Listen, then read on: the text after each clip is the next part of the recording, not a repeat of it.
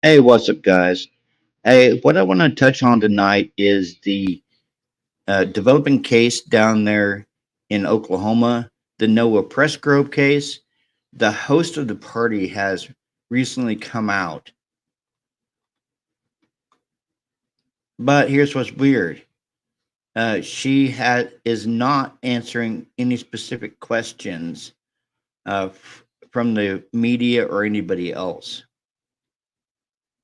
The host of the party that Noah Presgrove attended in the hours before his battered body was discovered besides an Oklahoma highway is speaking out to share her condolences, but otherwise, she's declining to answer specific questions in the media regarding the ongoing investigation into the teen's mysterious death in September 2023.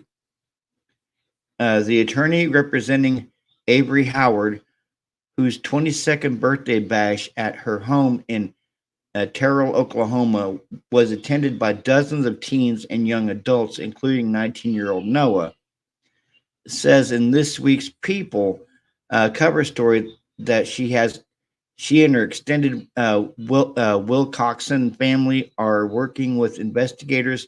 The entire Wilcoxon family mourns the tragic death of Noah Presgrove. Attorney Benedict says in a statement the Wilcoxon family has coordinated and cooperated with the investigating law enforcement agencies completely and intends to continue such cooperation until the investigation is concluded. Noah, a standout high school athlete, was last seen alive by his friends in the early morning hours of September 4th, 2023, at Avery's party.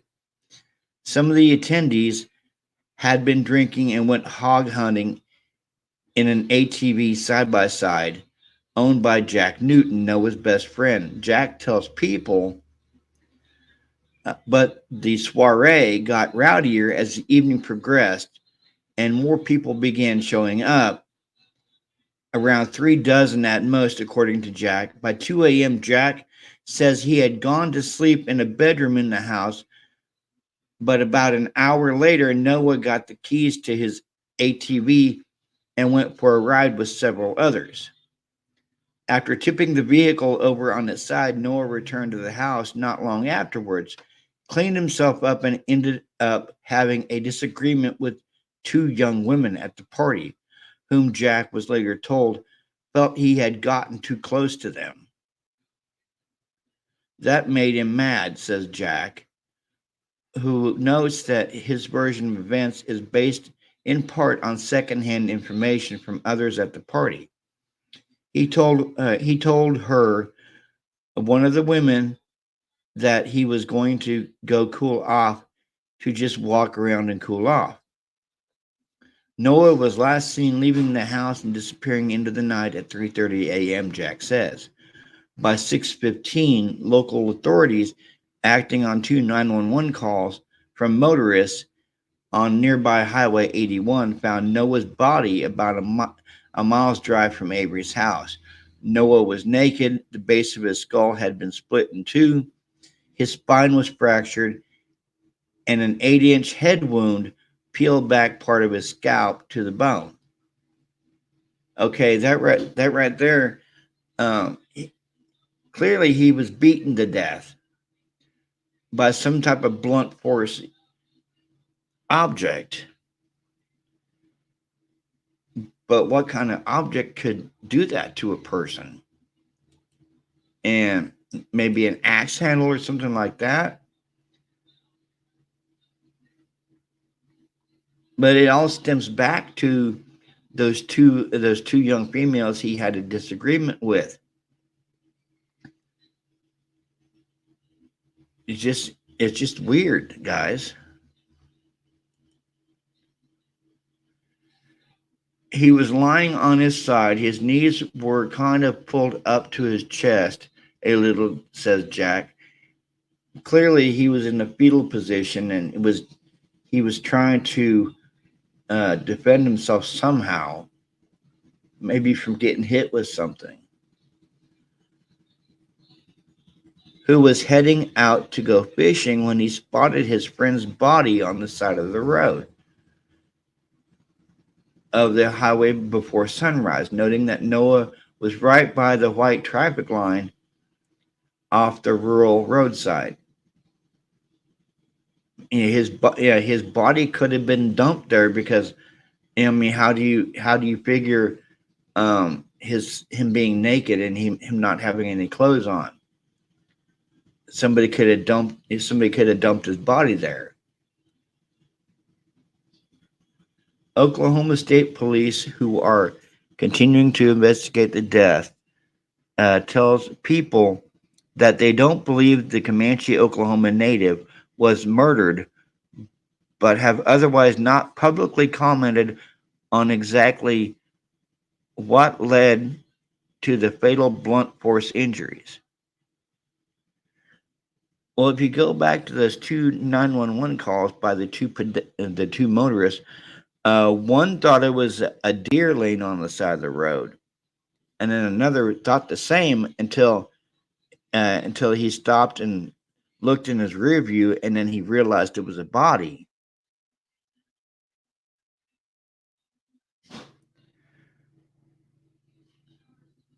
But I mean, if the Comanche police aren't saying he was murdered, then what happened to him?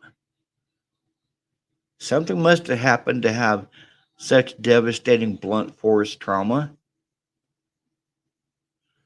Noah's family tells people that local authorities never searched the house where Avery's party was held. They are working with a private investigator who says she has zeroed in on some of the attendees that night and are determined to solve the tragic case, says Noah's older brother, Dalen Presgrove. Somebody knows something, and I totally agree with that, guys. Somebody does know something with what happened in this case. It is totally bizarre and odd. How would he end up naked on the side of the road with blunt force trauma injuries? That don't make no sense. And why isn't the Comanche law enforcement viewing this as a murder? And why are they refusing to, you know, search the house where the party was held?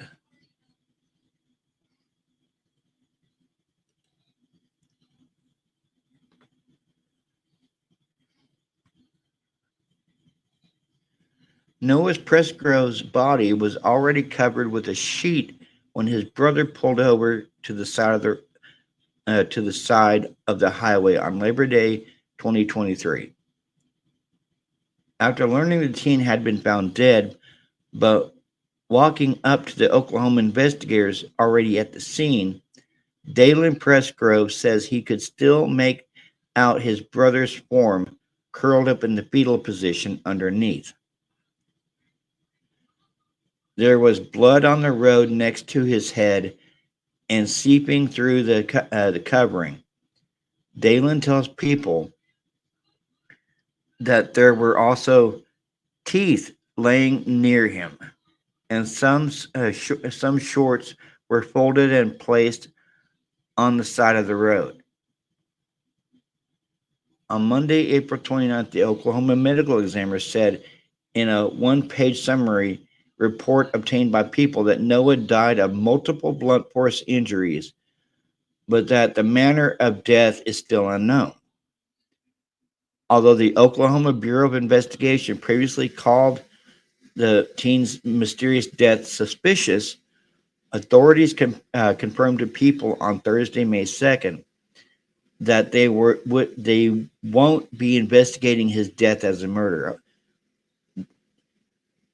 This is all the clear marks of a murder. So why not investigate his death as a murder?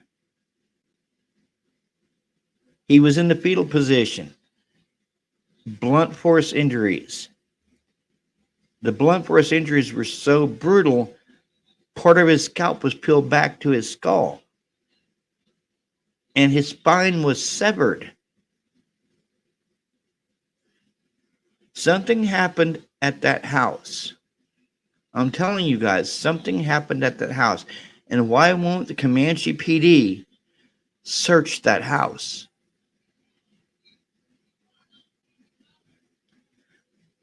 Noah's family says investigators say they still don't know how he ended up dead along the highway, completely naked and wearing only slip on Hey Dude shoes, one of which didn't belong to him, according to Dalen. People contacted the State Department of Public Safety and the Office of the Chief Medical Examiner for additional comment on the ongoing case and full autopsy report. Neither agency immediately responded. Investigators found Noah's white shorts strewn in the middle of the road, according to Dalen, who says that by the time he arrived on the scene, they had been neatly folded by Noah's body. Missing from the scene were any tire marks or vehicle parts on the road that would have suggested he had been involved in a hit and run. According to Dalen, who adds that his brother's teeth so close to him that a large impact from a fast moving vehicle at the scene seemed unlikely. It is strange, Noah's sister, Madison Rawlings, says in a separate interview. The full autopsy report, which has not yet been publicly released, details blunt force trauma to Noah's head, along with broken ribs, missing hair, and multiple teeth that were knocked out of his mouth, she says. I see injuries, Rawlings says. I just don't know how they were caused. Leading up to his September death, Noah, who had graduated high school that May and planned to join the military, was partying at a house in Terrell, Oklahoma over the Labor Day weekend, according to his siblings. Now listen to this, guys. Partygoers have told varying stories to authorities, who, Dalen says, pulled data from their phones, recovering videos, Snapchats, and text messages regarding the party. 8 months later, the family still feels this hole because we have no answers, Rawlings says. Frustrated by the unknown, Dalen keeps going back to his brother's mismatched shoes, which I would be too. That was odd, he says, adding that without a proper timeline of events, he often imagines his brother's last hours churning over those minor details that don't add up. And I repeat, guys, they do not add up. It doesn't make sense that the investigation has been going on for so long and there were so many people around, and yet there is still so much uncertainty, Dalen adds. And it doesn't make sense that a good person like Noah is gone in such a cruel way. Police have previously said that those with information about the case are encouraged to contact the Southwest Regional Communications.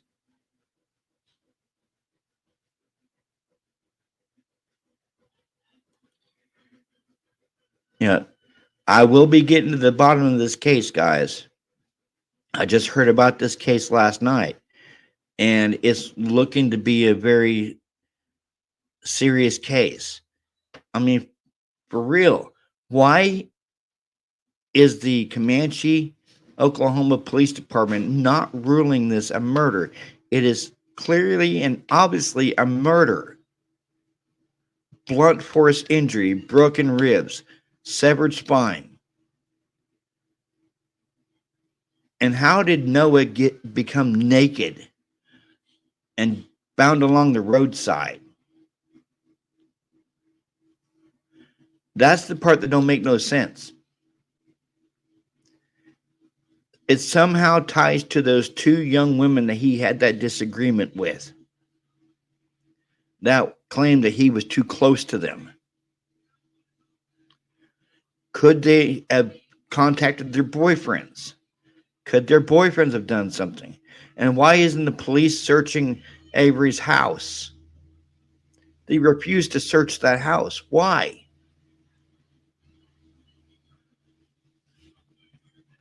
Like always, guys, like, comment, subscribe to my channel, share my channel, hit the bell notification for any new uploads. I'm just getting started on this case, and I'm going to see it through to the end. Noah deserves justice. His family deserves justice. Clearly, they are not getting justice.